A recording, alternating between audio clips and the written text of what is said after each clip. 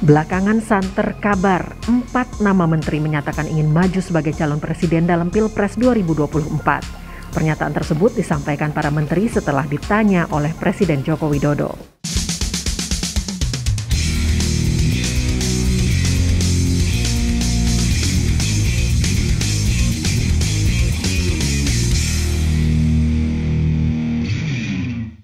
Pilpres 2024 meskipun masih 2 tahun lagi, tapi keseruannya sudah terasa mulai sekarang.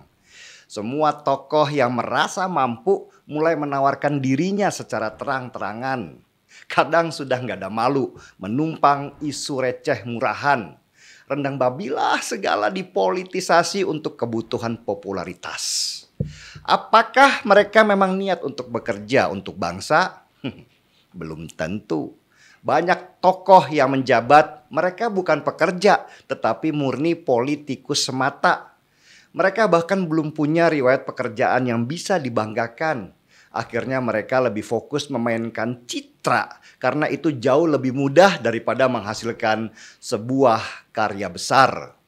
Bekerja itu butuh fokus yang kuat dan harus dibarengi dengan tujuan untuk membuat bangsa ini lebih baik dari sebelumnya. Kalau cuman sekedar pencitraan, masyarakat juga udah nggak bodoh amat untuk menilai. Beberapa politikus masih berpikiran old style. Gaya mereka berkampanye masih terasa gaya yang lawas. Dianggap dengan bermodalkan materi promosi seperti baliho, spanduk, iklan TV, YouTube, dan lain-lain itu sudah selesai. Ketika orang familiar dengan wajahnya, dengan namanya, belum tentu orang memilihnya untuk menjadi calon pemimpin masa depan. Orang itu bisa saja punya popularitas, tapi belum tentu punya elektabilitas. Elektabilitas itu adalah keinginan orang untuk memilih seseorang. Raffi Ahmad sangat populer. Siapapun pasti kenal namanya kalau ditanya. Tapi ketika dia mencalonkan diri untuk menjadi presiden, apakah orang mau memilihnya? Belum tentu. Bahkan bisa saja dia jadi bahan tertawaan. Udahlah, jadi artis aja, Vi. Nggak usah mimpi jadi presiden. Begitu pasti kata banyak orang. Nah, gaya banyak tokoh politik belakangan ini cuman mencari popularitas. Mereka lupa bahwa yang penting dari popularitas adalah elektabilitas. Meski wajah di mana-mana, belum tentu tuh orang memilih dia. Contoh aja deh, Mbak Puan misalnya. Kurang apa sih Mbak Puan? Cucu Soekarno, anak pemilik partai terbesar, ketua DPR, mantan menteri, semua pernah dia lakukan. Orang kalau bicara namanya pastilah tahu. Nah, untuk memperkuat brand itu maka disebarlah spanduk dan baliho dengan nilai puluhan bahkan ratusan miliar rupiah biaya produksinya.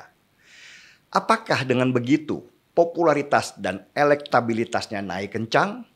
Enggak juga.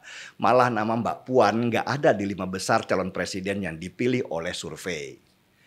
Pada intinya, ada nilai lebih yang harus dipunyai seorang calon supaya dia punya karisma untuk dipilih seseorang. Dan nilai itu bukan hanya ada pada popularitas, tapi juga integritas, kredibilitas, dan nilai lainnya sehingga dirinya dipercaya untuk memimpin sebuah komunitas. Jokowi adalah contoh pemimpin yang di awalnya nggak digembar-gemborkan lewat media promosi besar-besaran. Tapi apa yang dia lakukan, apa yang dia kerjakan menarik perhatian banyak orang karena dia kontroversial. Kontroversial dalam artian yang positif ya. Artinya dia mengubah banyak hal negatif yang selama ini jadi keresahan, kemudian dia perbaiki dan mendapatkan tepuk tangan banyak orang. Namanya kemudian naik cepat dan ketika ditaruh di survei sebagai calon presiden di tahun 2014, namanya mendadak jadi nomor 1 di atas Prabowo dan Megawati yang waktu itu sedang bertarung untuk mendapatkan kursi. Itulah yang namanya elektabilitas. Dia nggak sepopuler Prabowo dan Megawati pada waktu itu. Tapi dia menjawab keresahan banyak orang yang muak dengan orang yang disodorkan partai yang itu saja. Nggak mewakili anak muda dan terlihat sudah lelah untuk memimpin negara. Permasalahannya, dalam mencari elektabilitas, orang lebih banyak mencari popularitas terlebih dahulu. Mereka memanfaatkan panggung yang sebenarnya dibuat untuk bekerja, digunakan untuk mencari nama. Nggak melanggar aturan apapun sih, ini cuman masalah nilai moral saja. Bahwa jabatan yang sedang disandang itu adalah amanah. Digunakan semestinya, bukan dipakai secara pribadi untuk menaikkan nama. Pilpres 2024 selain menarik buat para pemimpin partai, tokoh politik, kepala daerah, juga menarik buat sebagian menteri yang bertugas bekerja di bawah presiden. Disinilah yang terjadi namanya konflik of interest atau konflik kepentingan. Dan ini mengganggu sekali dalam sistem demokrasi kita yang seharusnya fair. Banyak menteri Jokowi yang menggunakan jabatan mereka, fasilitas mereka untuk kepentingan pribadi mereka. Saya sih inginnya gini ya, para menteri yang memang ingin ikut bertarung dalam politik, lebih baik mundur aja deh. Atau kalau memang ingin bekerja, tetaplah bekerja. Karena kerjaan itu butuh fokus, target yang diminta oleh presiden harus tercapai. Akan sulit para menteri bicara target dan realisasi yang akan tercapai kalau di kepalanya sekarang penuh dengan pencitraan. Saya dengar akan ada reshuffle dalam waktu dekat.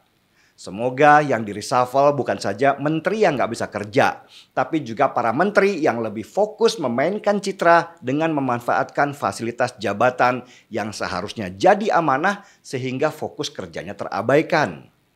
Kita ini sedang membangun bangsa dan dibutuhkan tenaga yang kuat untuk secara bertahap menyelesaikannya. Kalian setuju? Mari kita angkat cangkir kopinya.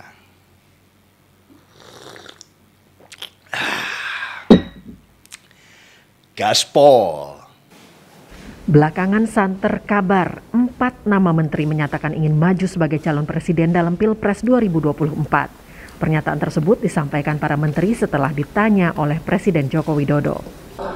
Beberapa perwakilan partai pun angkat bicara terkait keinginan 4 menteri di kabinet Jokowi untuk maju dalam kontestasi Pilpres.